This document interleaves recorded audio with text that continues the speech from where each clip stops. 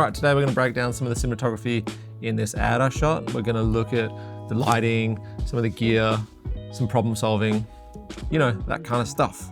So this ad is a bit of a sing song. It's people singing about being sad, doing chores and things they don't want to do, and then they're happy singing when they've won some money through the lottery. All right, this first one here was a fun, creative problem solve because we had this shot in the storyboards with some friends riding mountain bikes with an angle on our actor in this like GoPro looking shot with him singing.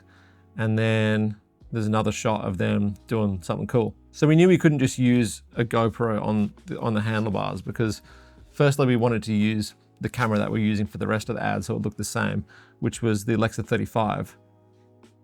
But we also had to have the actor singing this part of the song over and over again. And the director and the client had to see an image from the camera, and you can't just put an actor at the top of the hill and send him down at turbo speeds and hope for the best. And then also take direction from the director and then me give them an eye line and say, it looks better if you look here. It's just not very safe. So we came up with this idea to put him in the back of this ute or pickup, if that's what you want to call it, because we were never going to see the bike in the shot. It's always just looking up at him. So we put a few things together and did a little test that I sat in on. And I thought it worked great. I can't tell the difference. So we're using a Lazy Susan turntable thing for the camera, and then we mounted some magic arms on the side so you got something to grab onto.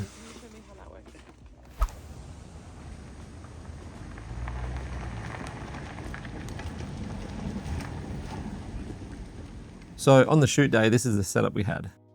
This light here is a Cream Source Vortex panel. And then we've got another bounce board here and they're strapped in for safety. So I wanted to have that light there because they're looking down quite a lot of the time and this helmet blocks a lot of the light. And I knew the exposure was going to change quite a bit as they're going in and out of the trees and in the shade and stuff. So just putting that light on there is a bit of a safety. And also because the camera's looking up at the sky a lot of the time. So we had to ND the camera down quite a lot, which made him even darker. And even though the Alexa 35 has a huge dynamic range and you're probably not losing any information in his face, but once you get into the grade and you start adding contrast, you'd probably end up having to put a mask around his face and then lift it up anyway. So just having that light and that white board there just helps push those low levels up a bit more. You know, and a lot of other people do this. If you look at a shot like this, it's a similar shot.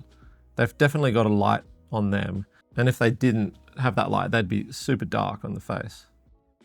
So when I was setting the level of the light, what I would do is just get the person who was driving the car to drive through with him sitting in the back. And I'd look on the monitor and I'd see what the light looked like in both the bright and the sunny spots. And it's just a balance of not having it too bright that when it goes through the dark spots, it looks like there's a light on him, or when it's in the sunnier spots, it's just not really doing anything.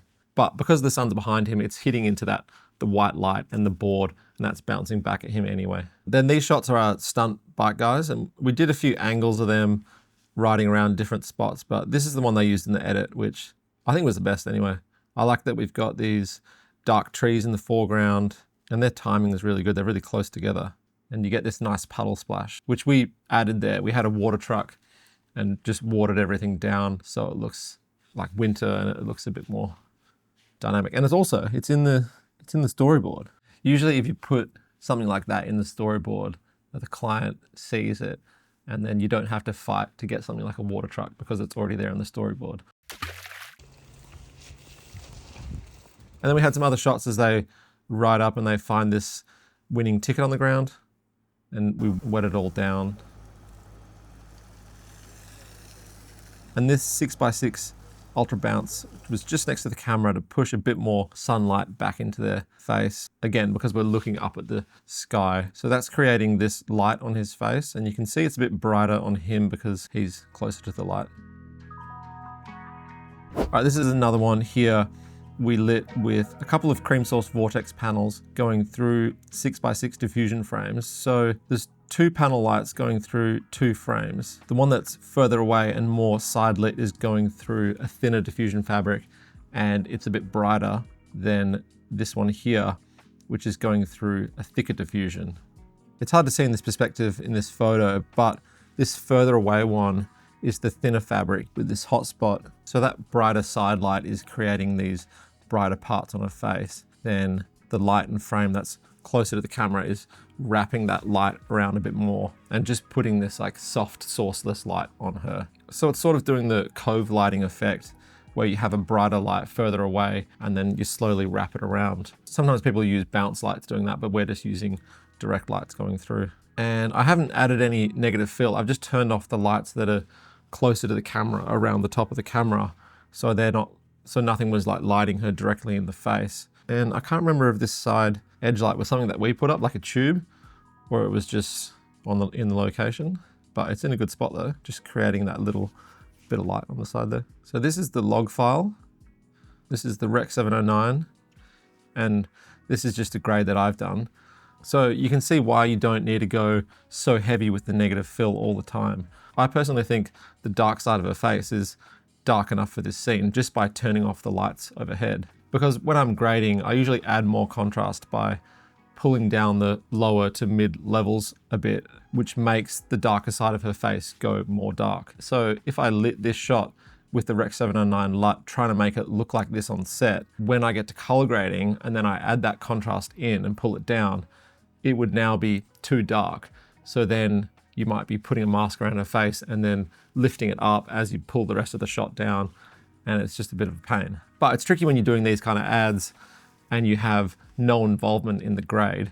So I can't really light on set to a specific darker light that I've made because the colorist might be on the other side of the country and the client might not want to use that. So I'm shooting in Rec 709 knowing I could make it a little more contrasty if I wanted to and if I was grading it, but also still light it to look pretty close to the standard Rec 709 because that's what they're probably going to use as a starting point. So I've been using Milanote the past couple of years to organize my pre-production planning and ideas. If you haven't heard about it, Milanote is a tool made for planning all your creative projects. So it's like an online canvas where you can lay out everything visually. Your notes, images, scripts, references, and you can either keep it for yourself or you can collaborate and share with anybody else you're working with. You can start by picking a template. It's got hundreds down here, like pre-production, storyboarding, mood boards.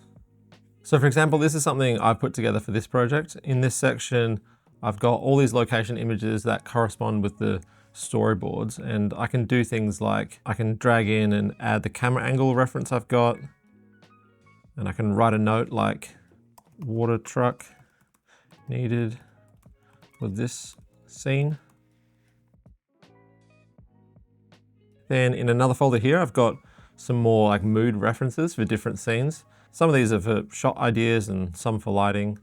Like this one here is for a scene we did, which I'm going to talk about a bit later in this video. We thought an angle, something like this would be good for that scene where we're looking up these stairs. But then in terms of the lighting and the set dressing, having something like this with the boxes and having some light on it looks good, and it's a similar color palette we've got. And then I can put all the schedules and call sheets in this one section, and it's all in one place, and I'm not digging through random hard drives or email chains trying to find anything. And then also because it's a collaborative platform, the director or the production designer can jump in and they can move things around if they want. So I can just add them up here in this section, in the share section, add their email in, or I can just export it out as a PDF or heaps of other formats. So it's really cool. I use it all the time and it's free to use with no time limit, and you can check it out in the link below. So there's a few other outdoor scenes we did as well where I'm just trying to pick the right time of the day to shoot them, and usually you don't have any time that you want to do this. It's probably like this location's availability is this time and you're just juggling it in the schedule. So in a scene like this on the recce, I'm looking at where the sun's going to be throughout the day, and we couldn't shoot this in the afternoon. So the options were in the morning when the sun is bashing into this white wall like it's doing in this image, which I didn't think was very good, or later in the day when it's behind them, which I thought, okay, we'll just go with that. And because the shot's so wide, we couldn't get any frames in behind them. All we could do was control some of the light from the front. So we put all these blacks down on the ground here because the sun was bouncing and hitting that and having like a red underglow. So I just wanted to eliminate a lot of that. And then we had this ultra bounce frame just out of the image here, and that's bouncing some of that sunlight back in on them. So it's pretty similar to the bike shot. Similar thing with this scene here, we had this wide tracking in shot and then this one pushing in and jibbing up to him. It was a bit cloudy, but we did put the sun behind him, and then we had some light bouncing back to give him a bit of shape on the far side of his face, rather than putting it on the right-hand side of the camera, which would have been easier, but then you're not really getting that shape from the far side with the light. So it looks a bit better up here on the roof, even though the gaffer just had to sit on the roof for like 2 hours. On this wide shot, we've got this Panther dolly with this like makeshift jib arm thing, and it's just working the motors on that gimbal. And this shot had text over the image, so you can see we had that super on the monitors, so we could compose the shot with it there on the day. And the art department put all these leaves and stuff in there, which looks good. All right, this last one here we'll look at with these guys trying to get this couch up this stairwell. We actually shot this at night because of the schedule, and I just wanted to try and get a little bit of shape with the lighting, because even though we're shooting into the corner of this room with these bright walls, I think the image still looks kind of nice because it's got these light blue walls with this dark couch, and these boxes that the art department put in here look good with the light that's hitting them. So we actually used quite a lot of lights on this for how simple it looks. We've got this, I don't know what that is, some sort of like LED chip light. Someone will know what that is in the comments. And that's giving this shaft of light on the boxes with this cutter here. We're using that so it doesn't have the round edges of the dome of the light. And it just looks a bit more like a window sunlight. And then we've got the Vortex panel through a 4x4 diffusion frame, which is adding the ambient soft light on them. And we have this little panel down here, which is pushing a bit more light into his face because it's quite dark. He's in the corner there. And above, upstairs, we have another hard light, which is creating this shaft on the wall. And then another soft top light boomed overhead, which is creating this light on the wall and then some of the light on the side of his face here. And then just through here, we have another harder light outside hitting into those shears. So that room just wasn't like a black hole because it was nighttime.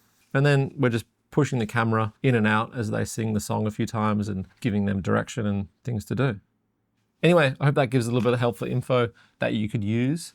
And let me know in the comments if you have any more questions about it. All right.